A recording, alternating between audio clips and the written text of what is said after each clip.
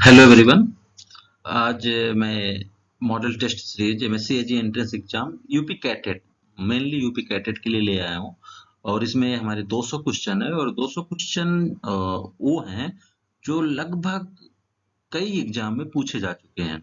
मतलब ये बहुत इम्पोर्टेंट है, frequently asked important multiple choice question है ये। और अगर आप सीयूईटी की तैयारी कर रहे हो या बीएचयू या बाबा भीमराव अंबेडकर अलीगढ़ यूनिवर्सिटी या किसी और सेंट्रल एग्रीकल्चर यूनिवर्सिटी के लिए तैयारी कर रहे हो और आपका शुएट्स हो गया या पीजीटी की तैयारी कर रहे हैं या आप टेक्निकल एग्रीकल्चर की तैयारी जब करेंगे तो ये लगभग जो 200 क्वेश्चन है ये सभी के लिए बहुत हेल्पफुल होने वाला है। और मेनली जो मैंने बनाया है इसको यूपी कैटेट एमएससी एजी के लिए बनाया है, लेकिन ये हेल्पफुल सभी के लिए है जो भी एग्रीकल्चर बेस्ड कॉम्पिटिटिव एग्जाम की तैयारी कर रहे हैं।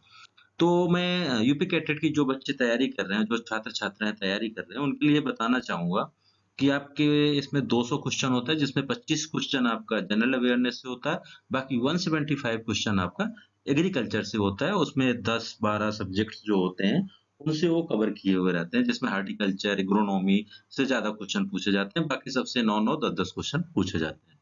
तो मैंने जो सिलेबस है आपका यूपी का इसका यूपी कैट में सीएजी एंट्रेंस का, उसी के हिसाब से इस पैटर्न को बनाया हूँ। कुछ क्वेश्चन इधर-उधर हो सकते हैं कि जैसे हॉर्टिकल्चर में ज़्यादा हो गया, एग्रोनॉमी में कम हो गया, ऐसा किसी में हो सकता है।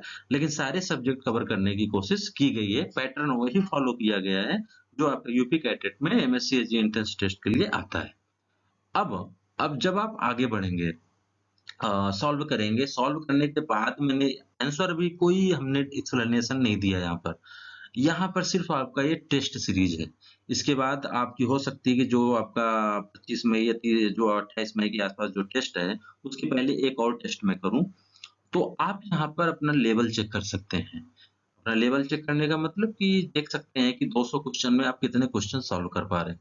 हाँ, यूपी कैटेट में मैं आपको ये भी सलाह दूँगा, अगर यूपी कैटेट की आप तैयारी कर रहे हो और एमएससी एजी एंट्रेंस टेस्ट के लिए अगर आप 50% तक क्वेश्चन टच कर ले रहे हो, फर्स्ट राउंड में, फर्स्ट राउंड का मतलब कि जिसमें आपके सारे क्वेश्चन सही हैं, जिस पे आपको पूर्ण विश्वास होता है कि ये क्वेश्चन सही है, तो ऐसे को हम फर्स्ट राउंड क्वेश्चन बोलते हैं। जब हम 1 से 200 तक सॉल्व करते हैं पहले राउंड में, सिर्फ उन्हीं क्वेश्चन को सॉल्व करें, जिन पे हमें 100% यकीन है कि इसका आंसर यही है, हमें तुक्का नहीं मारना है, तो इसको बोलते हैं फर्स्ट राउंड। उसके बाद जब हम तुक्के वाले पे या हमें जिस पे थोड़ा बहुत शक होता है, थोड़ा बहुत कॉन्फिडेंस होता है, 75% तक रहता है कि नहीं ऐसे ही होगा, उसको सेकंड राउंड में मानते हैं। अगर फर्स्ट राउंड आप 50% सही कर दे रहे हो, इसका मतलब आप टॉप 100 रैंक में आ चुके हो। तो इसलिए यूपी कैटेट में नेगेटिव मार्किंग से बचने के लिए बहुत ज़्यादा 50%, 50 से 55% क्वेश्चन ही टच करिए, बहुत है। ठीक है? अगर आपको आ रहा है तो बहुत अच्छा है, अदरवाइज़ तुक्का और सेकंड राउंड जाने की कोई ज़रूरत नहीं है। अगर आप 50% क्रॉस पे 50% फर्स्ट राउंड में अचीव कर लो, मतलब 200 में 100 क्वेश्चन आप सॉल्व कर दिए। बहुत अच्छी रैंक आएगी। जब मैंने दिया था, तो उस समय जैसे हमारा था, हम भी टॉप 100 में थे, तो मैंने तो जैसे 112-13 क्वेश्चन के आसपास किया था, फिर उसमें कुछ नेगेटिव मार्किंग हो गया। लेकिन जो मेरे साथ वाला था, उसने 125 क्वेश्चन के आसपास किया था और वो 110 के आसपास आया था और उसकी 15 रैंक थी। तो इसलिए वहाँ से ऑब्ज़र्व किया कि अगर हम 50% के आसपास टच कर रहे हैं, तो हम 100% है, टॉप 100 रैंक में रहेंगे। इसलिए नेगेटिव मार्किंग नहीं करना है, नेगेटिव मार्किंग से बचना है। ये केवल मेरी आपको एक सलाह है।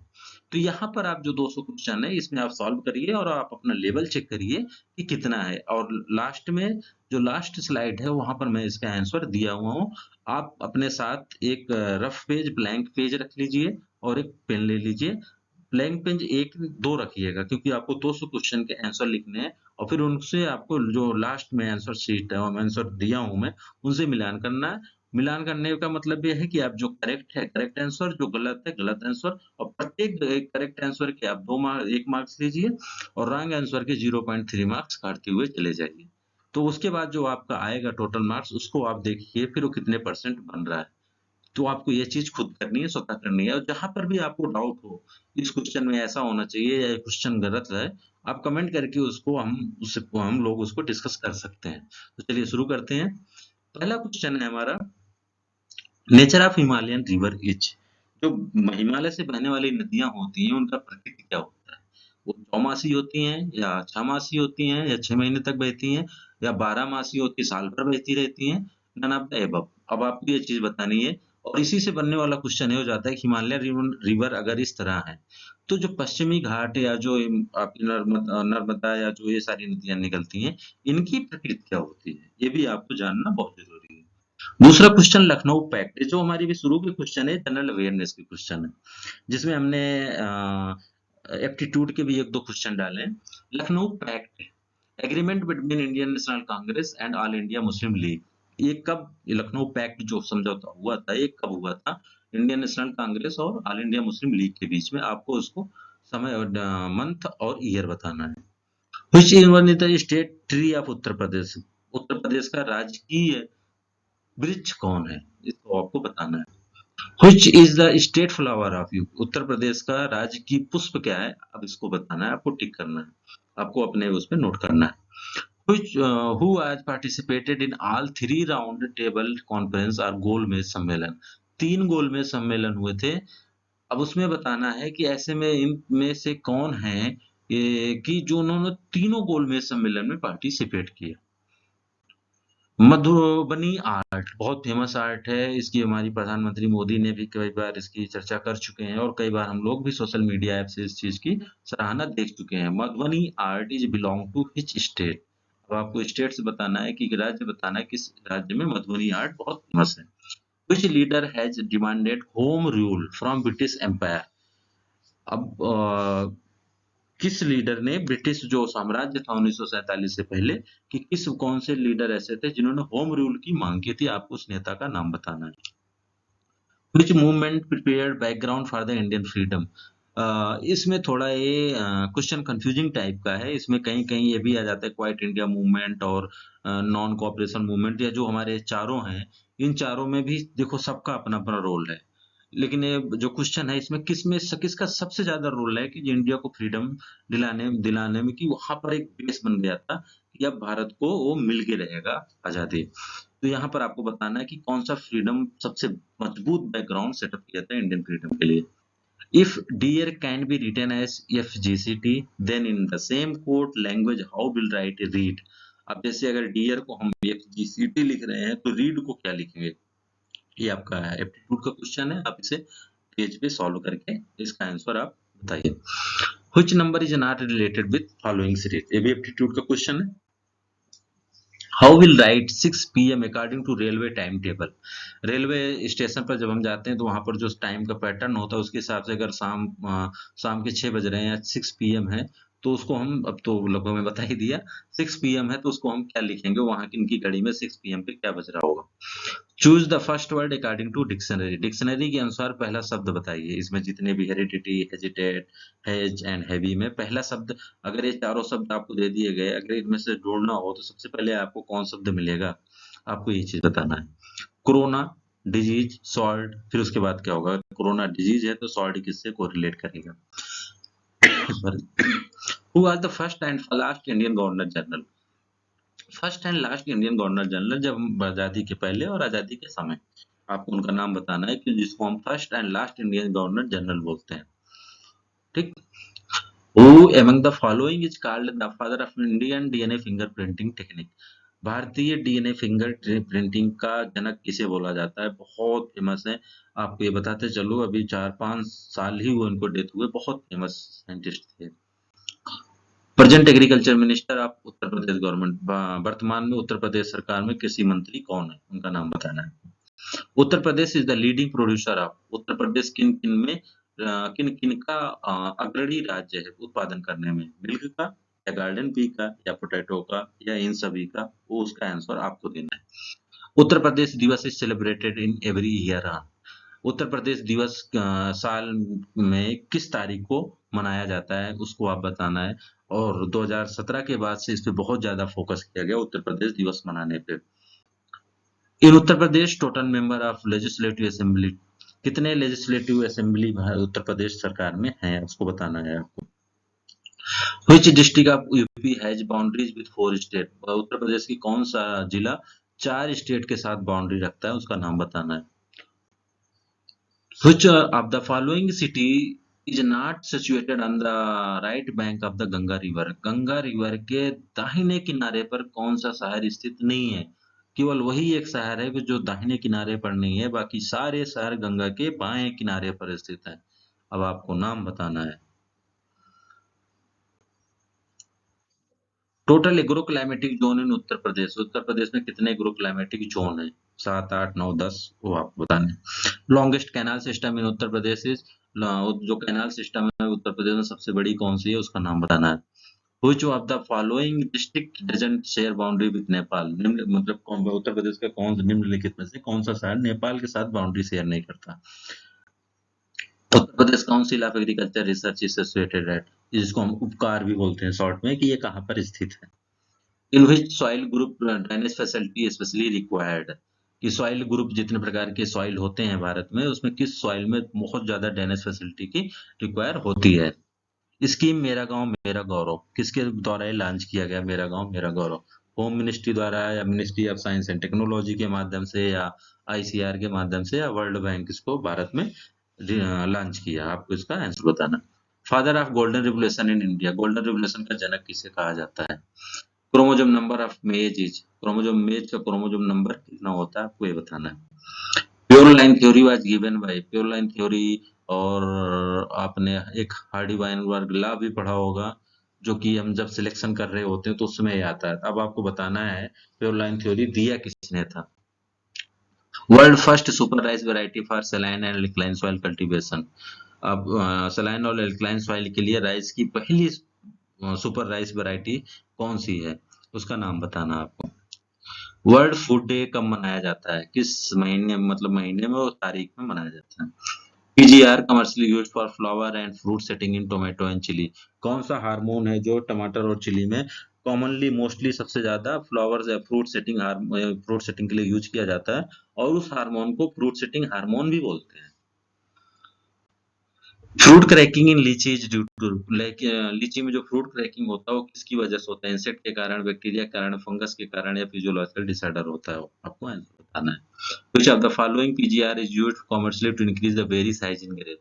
ग्रेप में जो आजकल देखिए बहुत बेरी लंबी लंबी आ जाती है, बड़े बड़े हो जाते हैं, तो जो बेरी साइज इंक्रीज करते हैं वो किस हार्मोन की मदद से करते हैं? उस हार्मोन का नाम बताना आपको। Which of the following plant hormone is correctly paired with its function? कि निम्नलिखित में से कौन से हार्मोन और उनके जो फंक्शन दिया गया वो किससे मैच कर रहे हैं? केवल 4 में एक का मैच कर रहा है, बाकी किसी का मैच नहीं कर रहा है, तो जिसका मैच कर रहा है आपको उसका बताना है। Which of the following is used as the absorbent of ethylene?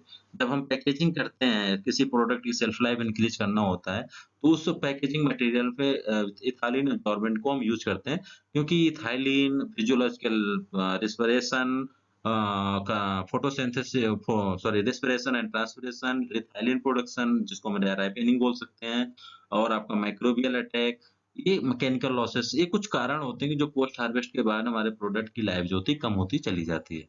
तो जिसमें से हम मिथाइलिन को कंट्रोल करने के लिए क्या करते हैं, उसमें पैकेजिंग मटेरियल में एब्जॉर्बेंट डाल देते हैं। तब वो एब्जॉर्बेंट कौन है, उसका आपको नाम बताना है। Which of the following pair is wrong? निम्नलिखित में से कौन से पेयर जो सेंट्रल इंस्टीट्यूट है और वो जहाँ पर स्थित है, कौन सा इसमें मैच नहीं कर रहा, वो आपको बताना है। विच मैच द फॉलोइंग। अब जो नीचे हार्मोन्स दिए हुए हैं और उनका जो सॉरी जो फंक्शन है और उनको हार्मोन उनको मैच करना है आपको।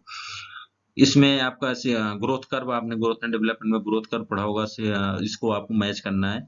इस तरफ सिंगल सिग्मॉइड कर्व किस में पाया जाता है, ट्रिपल सिग्मॉइड कर्व किस में है, डबल सिग्मॉइड कर्व किस में है, वेजिटेटिव पार्थिनोकार्पी किस में पाई जाती है, स्टेनोस्पर्मोकार्पी किस में पाई जाती है, ये आपको मैच करना है। मैच द फॉलोइंग, कि इनका ओरिजिन प्लेस है, कौन से फ्रूट का कौन सा ओरिजिन प्लेस है। मैच द कॉलम, इसमें भी डिफरेंट आपके एजेंसीज हैं, एनएचबी, अपेडा, नाबार्ड, एनबीपीजीआर, आईबीपीजीआर, इनका हमें इस्टेब्लिशमेंट ईयर बताना है, इसमें उनके साथ सॉरी मैच करना है।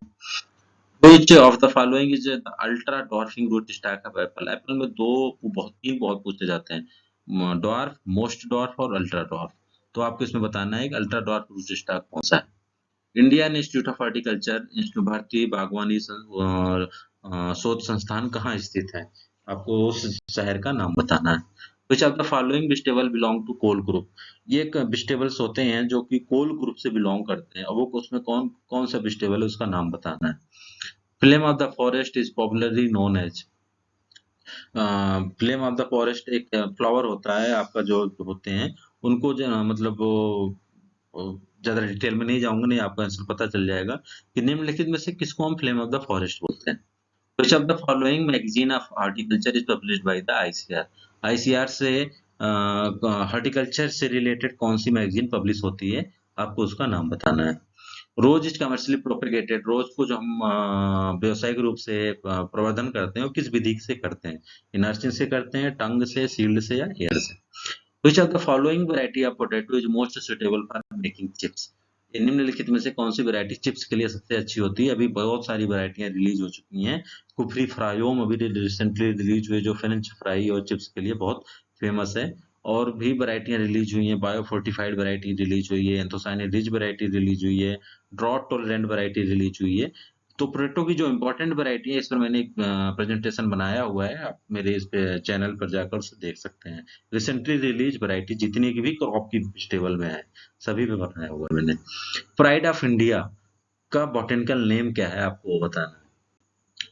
Which of the following vegetable belongs to solanaceae family. निम्नलिखित में से कौन सा वेजिटेबल है जिसको जो सोलेनेसी फैमिली से बिलोंग करता है। Which one is the variety of vegetable P. Vegetable P की कौन सी बहुत फेमस वैरायटी है जिसने इंडिया में क्रांति ला दी। आजाद P3, औरो वैरायटी, एक आपका बोनेविली, साल्विया, ये कुछ वैरायटियां थी जिन्होंने भारत में बहुत तगड़े, बहुत हाई लेवल पे वेजिटेबल पी का कल्टीवेशन खास करके उत्तर प्रदेश में किया जाने लगा। Fruit of apple and pear, fruit type कौन सा होता है एप्पल और पियर को, ये बताना आपको। लीची इज नेटिव, और लीची का उत्पत्ति स्थान क्या है। इन which of the following system of planting 50% more plants are planted than square system। Square system से 15% ज्यादा किस निम्नलिखित पौधरोपण विधि में पाया जाता है। क्विंकन्स में होता है, या ट्रायंगुलर में होता है, हेक्सागोनल में होता है, रेक्टेंगुलर में होता है। Which on the following fruit is the richest source of vitamin C। Vitamin C का सबसे मजबूत और सबसे बढ़िया सोर्स कौन सा होता है जिसमें सबसे ज्यादा पाया जाता है, वो उसका आंसर बताना है आपको इन चारों में से। Which of the following instruments is used to measuring total soluble solids in fruits। निम्न मतलब ये बताना है कि जो TSS हम निकालते हैं, कुल विलेय ठोस पदार्थ हम निकालते हैं, वो किस इंस्ट्रूमेंट या किस यंत्र का उपयोग करके निकालते हैं, उसका आपको इसमें से नाम बताना है। प्राइस थ्योरी, अब इकोनॉमिक्स के क्वेश्चन आ गया। Price theory is the branch of, अभी किसका ब्रांच है, आपको उसका नाम बताना है। Agmark act was enforced in the year. Agmark act जो आया था किस साल आया था, इसको बताना है। Most limiting factor of production of Indian agriculture, अब इसमें बताना है कि सबसे मोस्ट लिमिटिंग फैक्टर क्या है इंडियन एग्रीकल्चर का, कि जिससे हम बहुत हाईटेक एडवांस में नहीं जा पा रहे हैं। National bank of agriculture for agriculture and rural development, ये किसकी स्थापना कब की गई थी, आपको वो बताना है, डेट और year. Export import bank of India was setup on, export import bank जो था वो कब सेटअप किया गया था, वो बताना आपको। Medium term term loan is granted for the period of, medium term loan जो होता है कितने साल के लिए ग्रांट किया जाता है, वो बताना आपको। Such farmer who have less than 1 hectare unirrigated land are called, वैसे फार्मर जो जिनके पास अनइरिगेटेड लैंड है 1 हेक्टेयर से कम, उनको क्या बोला जाएगा, आपको बताना है। प्रैक्टिकली वन सेलर और प्रोड्यूसर्स कॉल्ड, जो वन सेलर होगा अगर किसी मार्केट में तो उसको क्या बोला जाएगा। The number of division of agriculture economics, agriculture economics के कितने डिवीजन है आपको ये बताने हैं। Theory of inflation was given by, inflation theory जो किसने दिया था। The nature of agricultural economics, agriculture economics का नेचर क्या है, प्रकृति क्या है। One marginal production is equal to average production, then elasticity of production is equal to, तो मार्जिनल प्रोडक्शन और एवरेज प्रोडक्शन आपका सेम हो जाएगा, इलास्टिसिटी ऑफ प्रोडक्शन किसके इक्वल होगा, आपको बताना है। FPOs are promoted by, farmer producer organization इसको बोलते हैं, किसके द्वारा प्रमोटेड, किस बैंक के द्वारा प्रमोट किया जाता है, उस बैंक का नाम बताना है। Source of soil pollutants are, soil pollutants के सोर्स क्या होते हैं, आपको उनका नाम बताना है। Gas is responsible for acid rain, acid rain जो होती है अम्ल वर्षा, उसके लिए कौन से गैस रिस्पॉन्सिबल होते हैं, उसके नाम बताने हैं। World environmental day, world environment day कब मनाया जाता है, किस तारीख में, आपको उसका नाम बताना है।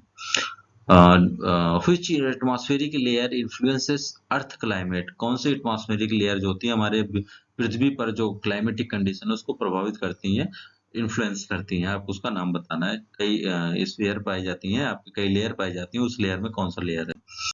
Unit of specific humidity, specific humidity की यूनिट क्या होती है आपको बताना है।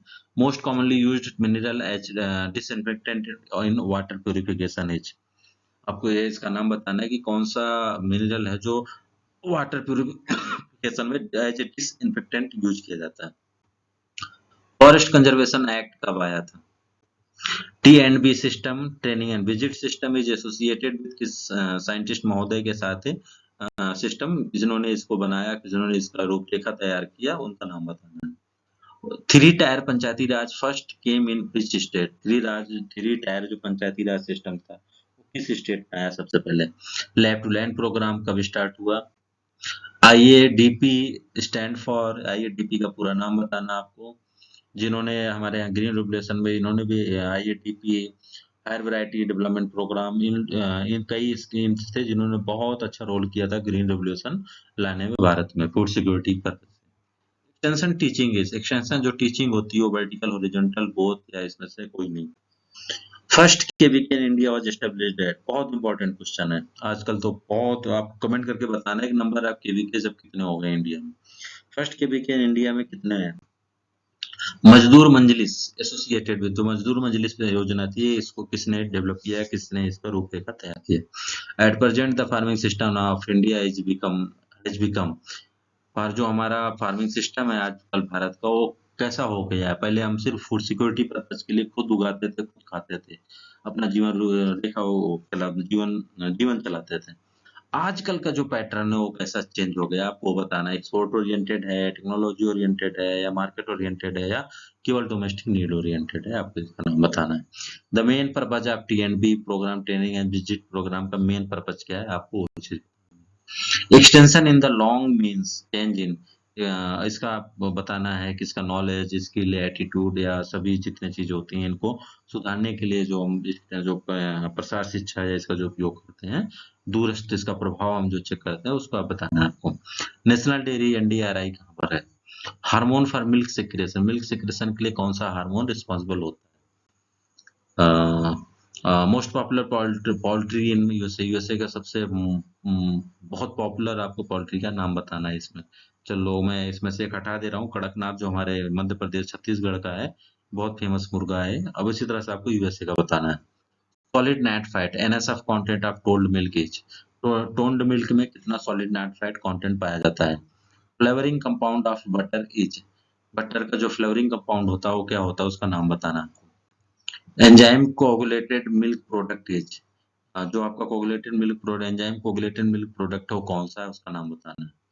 Buffer value of milk is due to, अब किसके कारण बफर वैल्यू, जो मिल्क का बफर वैल्यू होता है किसके कारण होता है ये बताना है आपको। Average pH of normal milk, milk का नॉर्मल पीएच क्या होता है, एवरेज पीएच क्या होता है।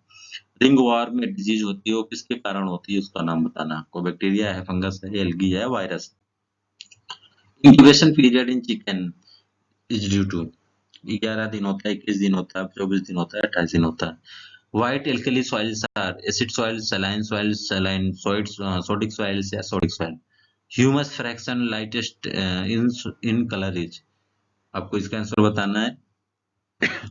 The smallest volume that can be called a soil, आपको ये बताना है कौन सा है इसका आंसर, क्योंकि इसे डिस्क्राइब करने पर आपको आंसर पता चल जाएगा।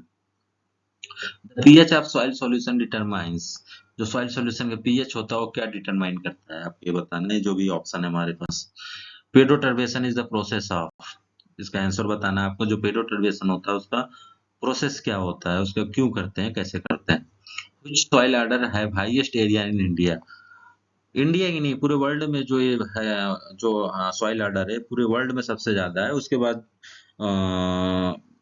डिस्क्राइब नहीं करूंगा मैं, आपको सिर्फ बताना है कि सबसे हाईएस्ट एरिया किस सॉइल ऑर्डर का भारत में है। Which of the following crop is most tolerant to salt soil, salt soil के लिए मोस्ट टॉलरेंट कौन सी क्रॉप आपको बतानी है। बार्ली होता है, सुगर बीट होते हैं, वैसे यहाँ पर एक ऑप्शन में है, आपको उसको सिलेक्ट करना है। India is divided into how many ecological zone, भारत कितने इकोलॉजिकल जोन में डिवाइड किया गया है।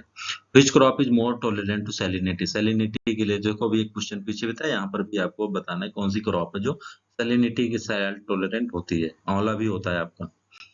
Most dominant mineral in earth crust is, most dominant जो मिनरल है अर्थ क्रस्ट में वो कौन सा है, आपको उसका नाम बताना है, और ये करीब 37 की 47% शेयर करता है। Which of the following is the CAM plant, निम्नलिखित में से कौन कैम प्लांट होते हैं, जैसे C3 C4 होता है वैसे एक कैम प्लांट भी होता है। Which one of the following is not a green house gas, निम्नलिखित में से कौन सा ग्रीन हाउस गैस नहीं है, इनमें से आपको वो बताना है। टेट्राजोलियम टेस्ट, हम एक टेट्राजोलियम टेस्ट पढ़ते हैं इसको, या टीजेट टेस्ट भी बोलते हैं। ये किस में करते हैं, किसके लिए करते हैं, आपको वो चीज बताना है। सीड प्रोसेसिंग या सीड में जब हम जाते हैं तो वहां पर चेक किया जाता है, प्योरिटी चेक करते हैं, या जर्मिनेशन या जर्मिनेबिलिटी चेक करते हैं, या वाइबिलिटी चेक करते हैं, या क्वालिटी पैरामीटर चेक करते हैं, किस में यूज करते हैं उसका आंसर बताना है। The cell theory, cell theory का मतलब क्या है वो बताना है। और एक क्रोमोसोमल थ्योरी भी होती है, उसका भी मतलब आपको जानना पता होना, वो भी बहुत इंपॉर्टेंट है। तो सेल थ्योरी का मतलब बताना है। प्रिंसिपल क्या है सेल थ्योरी का, विजुअल लाइट जिसको हम पार लाइट बोलते हैं, उसकी वेवलेंथ क्या होती है आपको बताना। द प्रोजेक्ट टाइगर था, उसे लॉन्च कब किया गया ये बताना है।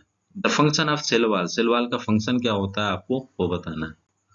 The reaction of Kreb cycle occurs in, जो क्रेब साइकिल होता है वो सेल के किस पार्ट में होता है, आपको उसका आंसर बताना है। If water moves in the cell become, अगर कोशिकाओं से वाटर बाहर निकल जाएगा तो कोशिका कैसी हो जाएगी वो बताना है आपको। The general formula for carbohydrate, carbohydrate का जो सिंपलेस्ट फार्मूला होता है वो क्या है वो बताना है। Which is the classical concept of central dogma, central dogma एक प्रोसेस होती है बायोलॉजिकल फिनोमिना में, तो ये क्या है ये आपको ये बताना है कि सेंट्रल डॉगमा हम किसको बोलते हैं इनमें से। प्लॉइडी लेवल ऑफ एंडोस्पर्म का प्लॉइडी लेवल क्या होता है, जैसे एम्ब्रियो आपका डिप्लॉइड होता है, सोमेटिक सेल डिप्लॉइड होते हैं, वैसे एंडोस्पर्म क्या होता है आपको ये बताना है। The theory of inheritance of acquired character, जो इनहेरिटेंस ऑफ एक्वायर्ड कैरेक्टर था इसको किसने प्रपोज किया है, उन साइंटिस्ट महोदय का नाम बताना है। क्रोमोजोम नंबर ऑफ व्हीट, गेहूं का क्रोमोजोम नंबर बताना है। Gene bank of India, India का जो जीन बैंक है एग्रीकल्चरल क्रॉप्स का वो कहाँ पर है आपको ये बताना है। क्रॉस पॉलिनेशन का दूसरा मतलब क्या होता है। DNA is made up of the following 4 bases, DNA में जो 4 बेस पाए जाते हैं उनके नाम बताने हैं आपको, कौन कौन से हैं। केवल मैंने उसमें छोटे छोटे उसमें आपको लिख दिया संक्षिप्त में, एटीजी, एटीजीसी, एटीयूसी, एटीयूसी, आपको इसका नाम बताना है। Crossing over takes place at the following stage of meiotic cell division, जो मियोटिक सेल डिवीजन होता है मियोटिक या मियोसिस, उसमें आपको ये बताना है कि क्रॉसिंग ओवर किस स्टेज पे पाया जाता है।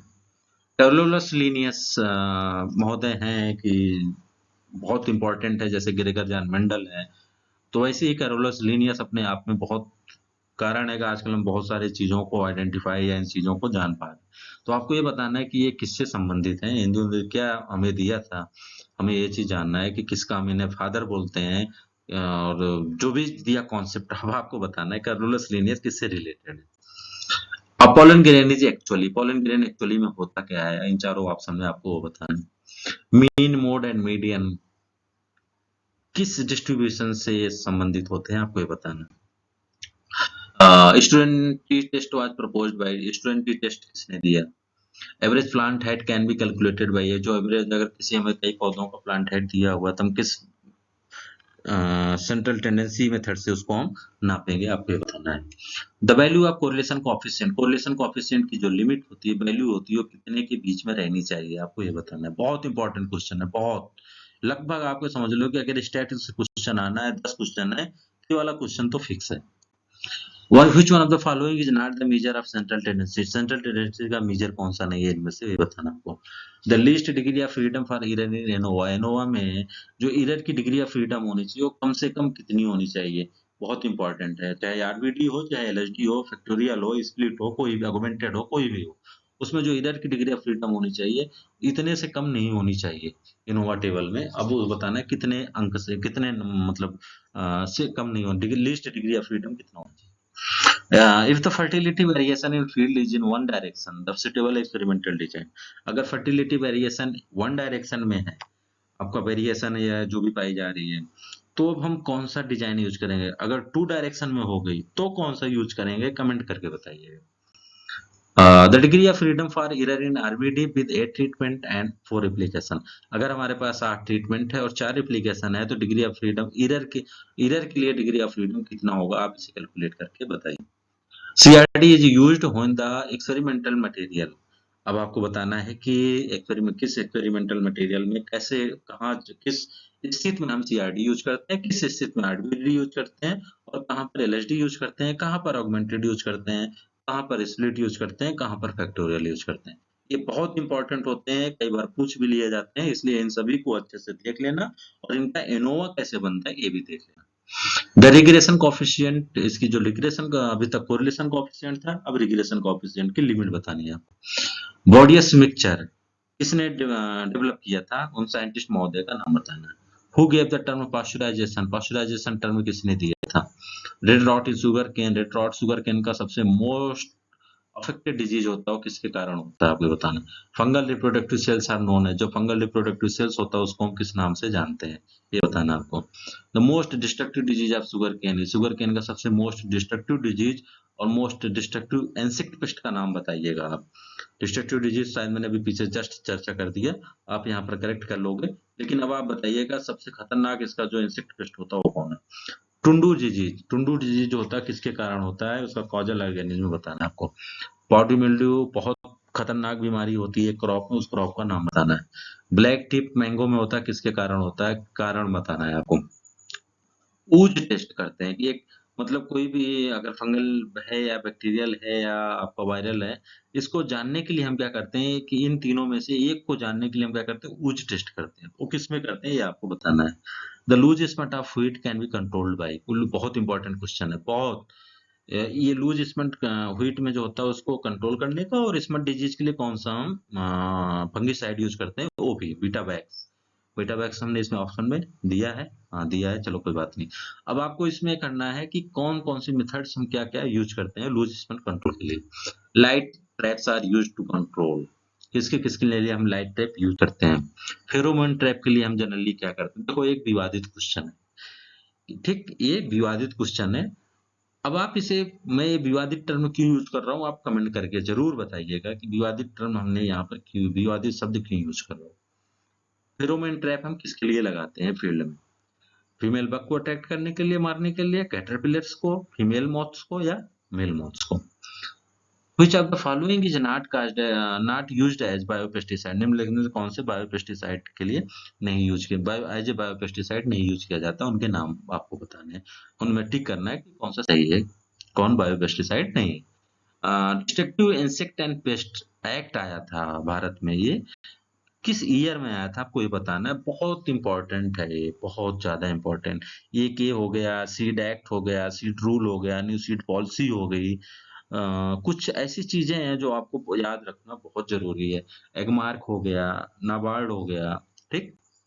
Which of the following is true fish, निम्नलिखित में कौन से ट्रू फिश है, मतलब एकदम असली ओरिजिनल फिश है, क्योंकि और इसमें जो है बाकी जो रिमेनिंग तीन है वो इंसेक्ट कैटेगरी की होती है, वो फिश नहीं होती, फिश उनका केवल नाम दिया हुआ होता है, जबकि एक्चुअली वो इंसेक्ट होती है। तो अब आपको ओरिजिनल जो ट्रू फिश है उसको बताना है कौन सी ट्रू फिश है इसमें।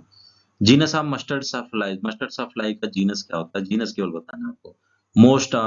The most of insect causes, जो अधिकतर कीट होते हैं उसमें क्या पाया जाता है, वन पेयर ऑफ विंग्स या टू पेयर ऑफ विंग्स या थ्री पेयर ऑफ विंग्स, या कोई विंग्स नहीं, आपको आपको बताना है कि कितने पेयर पाए जाते हैं।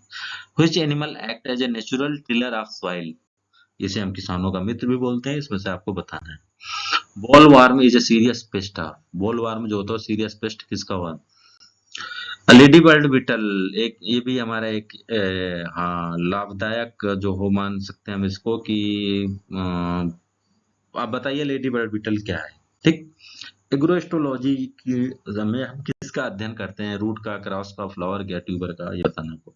The crop which is cultivated commercially by using hydroponics, कौन सी फसल ऐसी है जो हाइड्रोपोनिक्स टेक्नोलॉजी से हम कमर्शियली ग्रो कर रहे हैं, विदेशों में ग्रो हो रहा है, जैसे कि स्ट्रॉबेरी है।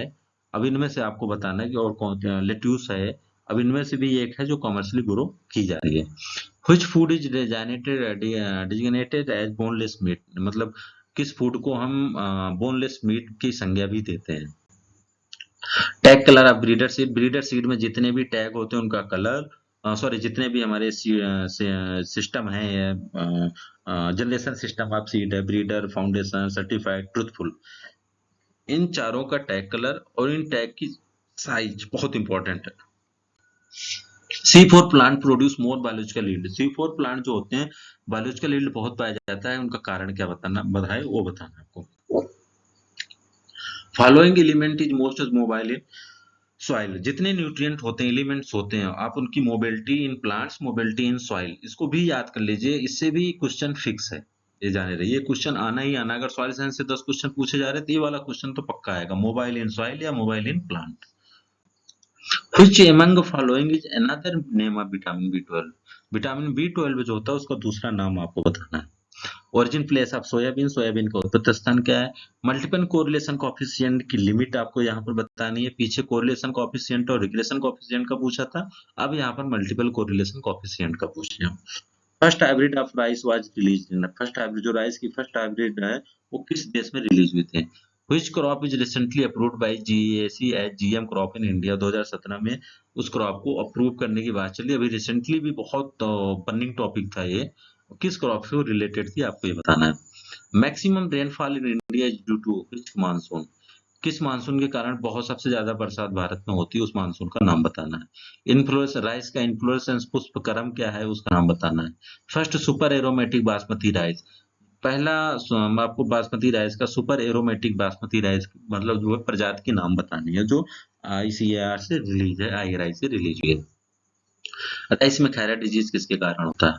Most critical stage of irrigation in wheat, ये जो इरिगेशन स्टेज मतलब होते हैं इसमें जो सीआरआई स्टेज है, मिल्किंग स्टेज है, टिलरिंग स्टेज है, उसमें आपको ये बताना है कि मोस्ट कितने दिन पे होती है। जो सीआरआई स्टेज है वो कितने दिन पे होता है, जो बहुत क्रिटिकल होता है। अगर हम उसके 2-3 दिन पहले या दो मतलब उसके हम अगर 5-6 दिन गैप कर दिए तो आपका गेहूं जो होगा उखड़ जाएगा, खराब हो जाएगा। तो आपको उस दिन पे जरूर इरिगेशन करना पड़ता है। अब उस टाइम बताना आपको कितने दिन कितने सोइंग के कितने दिन बाद हम पानी देते हैं। Recommended ratio for intercropping of wheat and mustard is, wheat and mustard का इंटरक्रॉपिंग रेशियो बताना है आपको। Indian scientist won food world food prize in maize improvement, मक्के में बहुत सारी वैरायटियां, ये जो महोदय हैं इन्होंने बहुत सारी वैरायटियां डेवलप की, जिसके कारण उनको वर्ल्ड फूड प्राइज मिला लगभग 2002 के आसपास। तो ये उनका आपको नाम बताना है, वो साइंटिस्ट कौन थे। White bird a physiological disorder in मेज ड्यू टू, मेज का एक फिजियोलॉजिकल मक्के का ये दैहिक विकार है व्हाइट बर्ड, ये किसके कारण होता है ये बताना आपको। First sorghum hybrid in India है, सोरगम पहले भारत में पहली ज्वार की हाइब्रिड्स कौन सी आपको ये बताना है। Which cereal crop is more tolerant to alkaline and saline soil than other, कौन से सीरियल सॉइल है क्रॉप है जो एल्कलाइन और सलाइन सॉइल में सबसे अच्छी कल्टीवेट हो जाती है। Which cereal is highest drought tolerant? Drought, अब वहां कहता है एल्कलाइन सैलाइन सॉइल टॉलरेंट थी, अब यहाँ पर ड्रॉट टॉलरेंट पूछ लिया कि कौन मोस्टली सबसे ज्यादा होता है वो drought tolerant. Nipping operation is done, nipping operation हम किस क्रॉप में करते हैं? और आपको ये भी जानना चाहिए कि कितने दिन बाद करते हैं, जिसके कारण क्या होता है उसमें बहुत ज्यादा ब्रांचिंग होती है, बहुत ज्यादा सेकेंडरी आपके ब्रांचेस निकलते हैं, जिसके कारण आपकी उपज बढ़ जाती है। Term crop logging, crop logging एक टर्म है, किस क्रॉप से रिलेटेड है ये बताना है। इन ग्राउंड नट में जो पेगिंग स्टेज होता है कितने दिन बाद आता है? पेगिंग स्टेज एक्सप्लेन नहीं करेंगे, नहीं तो आइडिया लग जाएगा, ठीक है। Nature of sugar cane plant is, sugar cane plant का नेचर क्या होता है, इसका जो हैबिट है वो क्या होता है बताना आपको। वरुणा एंड पाइनियर 45 या 46, अभी रिसेंटली ये पाइनियर की वैरायटी है। अभी ये मान लीजिए कि थोड़ा लास्ट में मौसम ने साथ नहीं दिया, नहीं तो इस बार भारत में सरसों उत्पादन का पूरा रिकॉर्ड टूट जाता पाइनियर 45 या 46 की बदौलत। तो आपको बताना है कि मैंने बता दिया क्या? अगर नहीं बताया तो आपको आप क्रॉप की बताने की किस क्रॉप की ये वैरायटी है। Which nutrient is more essential for mustard crop? Mustard crop cultivation के लिए कौन सा न्यूट्रिएंट बहुत इसेंशियल होते हैं? जितने भी ब्रेसिकेसी की फैमिली है सभी के लिए, क्रूसीफेरी फैमिली के जितने मेंबर हैं वो न्यूट्रिएंट बहुत इसेंशियल होता है। ऑब्जेक्टिव ऑफ सस्टेनेबल एग्रीकल्चर, जो हमारी सतत खेती है उसका हमारा ऑब्जेक्टिव उद्देश्य क्या है आपको ये बताना है। Cultivation of two or more than two crops of different height simultaneously on a certain area for certain period is known as, अगर हम किसी एक जगह पर एक समय के लिए विभिन्न प्रकार के क्रॉप लगा रहे हैं और सबकी हाइट क्या है, अलग अलग है, तो ऐसी जो कल्टीवेशन प्रैक्टिस होती है, क्रॉपिंग होती है, उसे हम क्या बोलते हैं? पैरेलल क्रॉपिंग और रिले क्रॉपिंग और मल्टी स्टोरेज क्रॉपिंग या ट्रैप क्रॉपिंग, आपको इसमें से वो आंसर बताना। फिनाइल मर्क्यूरिक एसीटेट बहुत इंपॉर्टेंट है, पढ़ लेना। फिनाइल मर्क्यूरिक एसीटेट जो भी है ये, इससे रिलेटेड और भी हैं और 4-5, उनको भी नाम याद रख लेना, अगर आपको पता है तो अच्छे से याद कर लेना। और उनका काम क्या होता है, कैसे वो काम करते हैं, ये भी बहुत जरूरी है। तो फिनाइल मर्क्यूरिक एसीटेट क्या है, फंगिसाइड है, पेस्टिसाइड है, एंटी ट्रांसपेरेंट्स है या एथिलीन एब्जॉर्बर है, आपका आंसर बताना। Which one following hormone is known as stress hormone, किस हार्मोन को स्ट्रेस हार्मोन हम बोलते हैं। Choose the correct hormone. इसमें से जो हमारे बीट्स हैं कुछ सेमी और टोटल रूट पैरासाइट और स्टेम पैरासाइट, तो इसमें से आपको बताना है कि कौन सा करेक्ट मतलब मैच कर रहा है, बाकी करेक्ट मैच नहीं हो रहे हैं। Which of the following is not a molecular or DNA marker? जो आपके मॉलिक्यूलर मार्कर होते हैं, डीएनए मार्कर होता है, एक मॉर्फोलॉजिकल मार्कर होता है, एक बायोकेमिकल मार्कर होता है, आइसोजाइम मार्कर है, ऐसे कुछ हम उसको बोलते हैं। तो यहाँ पर हमें आइडेंटिफाई करना है कि कौन सा मॉलिक्यूलर या डीएनए मार्कर नहीं है।